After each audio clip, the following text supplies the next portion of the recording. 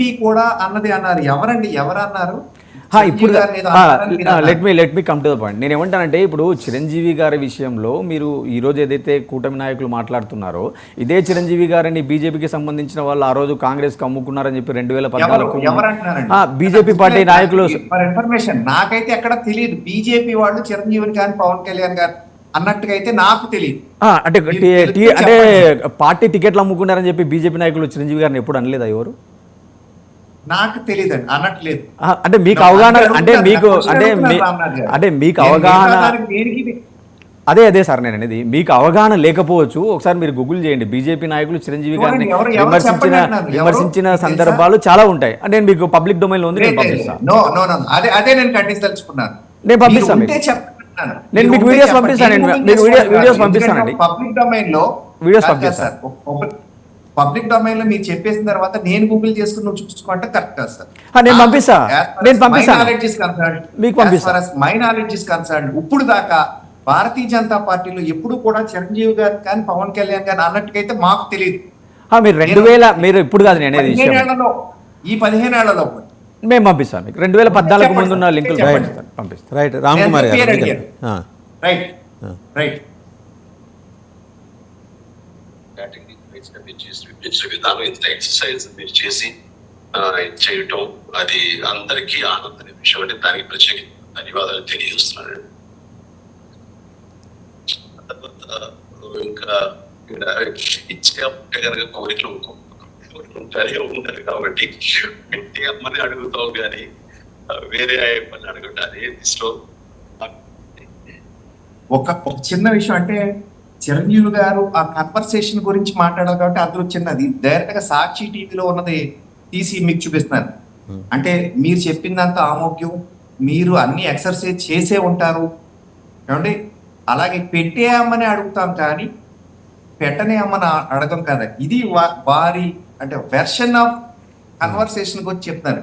ఇటువంటి వాళ్ళు అటువంటి వ్యాఖ్యలు చేశారు మెంటల్ క్వశ్చన్ అంటే మాత్రం అది ఎవరు నమ్మరండి. సో ఇందాక నేను చెప్పాను, టాపిక్ ఆయన కోసం డిస్కషన్ చేస్తామంటే అంత వేస్ట్ అని.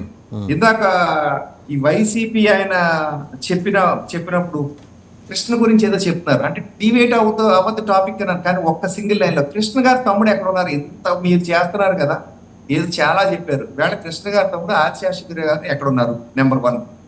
మీ పార్టీ ఇప్పుడు ఏదో వేరే పార్టీ వాళ్ళు తిట్టారని అంటున్నారు, రైటే. ఇప్పుడు మీ పార్టీ అధ్యక్షుడు జగన్మోహన్ రెడ్డి గారి తల్లిని శాసనసభలో రామ్ కుమార్ గారు, హౌ రిలవెంట్ ఆదిశేషగిరిరావు గారు టు దిస్ సబ్జెక్ట్ నాకు అది అర్థం కావట్లేదు. తమ్ముడే కదండి, నేను తేలేదు ఆ ప్రస్తావన, నేను తేలేదు. ఇందాక కృష్ణ గారి కోసం ఈయన చెప్పారు కాబట్టి నేను దాన్ని చెప్తున్నాను. కృష్ణ గారిని మీరు ఇంత ఒత్తాస తీసుకుని ఏదో చేశారని అంటున్నారు. సరే, మీకు అంత ఇష్టమైన కృష్ణ గారి తమ్ముడు వేళ ఎక్కడ ఉన్నాడు అనేది నా పాయింట్. డెఫినెట్ గా ఆయన హైదరాబాద్ లోనే ఉన్నారు. ఏ పార్టీలో ఉన్నారు? తెలుగుదేశంలో ఉంటారు. ఏ పార్టీ? తెలుగుదేశంలో ఉన్నారు. అది నా పాయింట్.